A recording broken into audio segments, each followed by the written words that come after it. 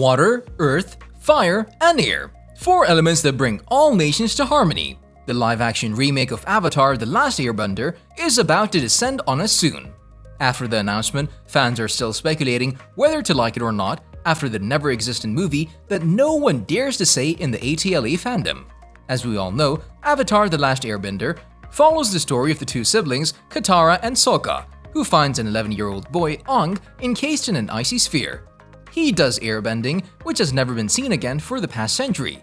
As it turns out, he's the last airbender in the world and the world's only chance against the Fire Nation's continuous attacks on the other 2 nations. Aang realizes that he's indeed once a Fire Nation ship arrives at Sokka's and Katara's home and attacks them.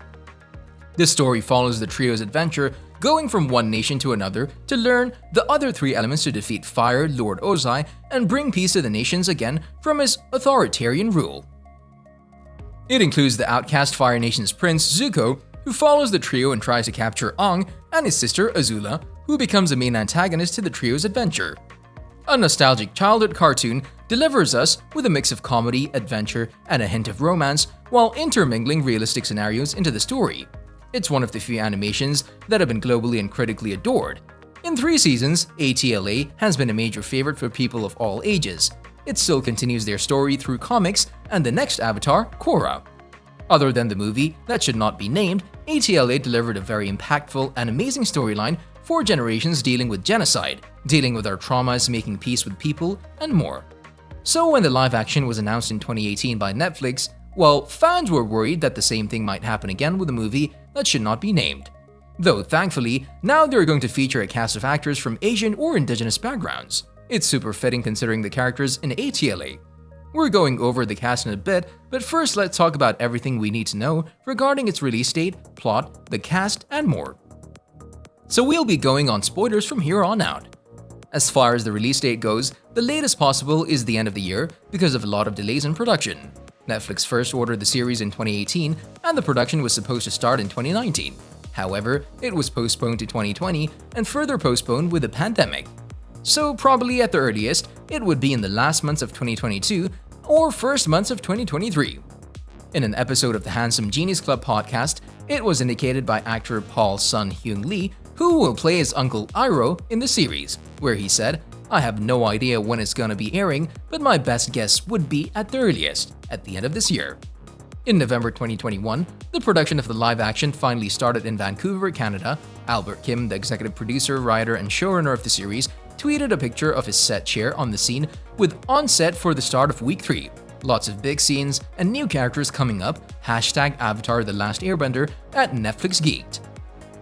Among the 43 retweets, some fans are excited to see how the series turns out and hoping for their favorite Book 1 characters to enter the scene for Season 1. A few are hyped, and others are just still as speculative as I am.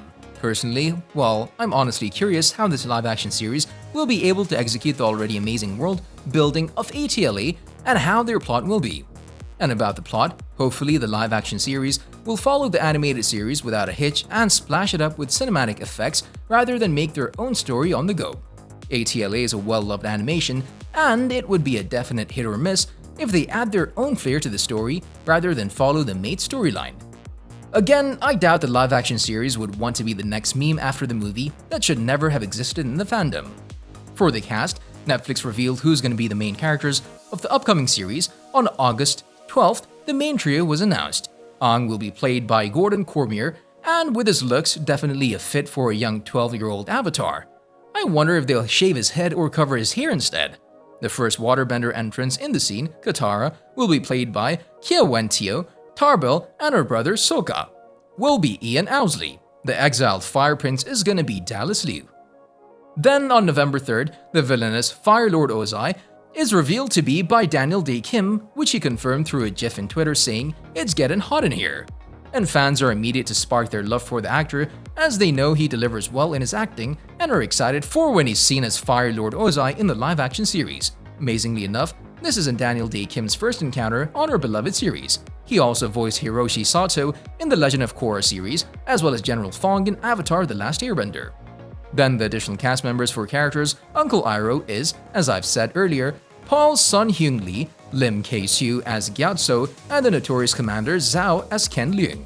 Then more incoming cast for Azula played by Elizabeth Yu, Kyoshi warrior Suki by Maria Zhang, Suki's mother Yukari by Tamlin Tomita, Avatar Kyoshi by Yvonne Chapman, and Gran Katara and Sokka's grandmother by Casey Camp Horinek.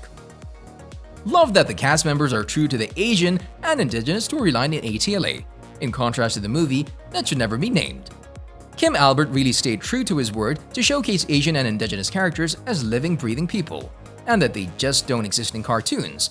And funnily enough, the original creators spoke in a joint statement regarding the previous live action. We can't wait to realize Aang's world as cinematically as we always imagine it to be. And with a culturally appropriate, non-whitewashed cast, it was a direct hit against M. Night Shyamalan's live-action film in 2010 that the ATLA fandom refuses to see it as. Now, the directors of the live-action series are Michael Goy, Rosianne Liang, and Jabbar Rezani. Goy and Liang, with Albert Kim, also act as the executive producers for the series. All should have gone well, supposedly, until the original creators of ATLA, Michael Dante, DiMartino, and Bryan Konietzko left the scene as things didn't go as well as we had hoped. So it seems Netflix has other plans for the live action that the original creators did not see eye to eye with. DiMartino said in an open letter that it was time to cut their losses and move on. Netflix's live-action adaptation of Avatar has the potential to be good. It might turn out to be a show many of you end up enjoying, but what I can be certain about is that whatever version ends up on screen, it would not be what Bryan Konietzko and I had envisioned or intended to make, co-creator Michael Dante DiMartino wrote in an open letter to ATLA fans. Yeesh, it doesn't look good with the live action with the original creator's statement. Still, maybe it isn't as bad. It's difficult to be as good as the original animation, as there's no way that it can be.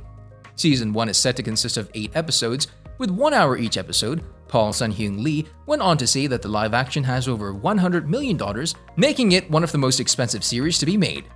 So I guess the live action should be good with the amount being spent on.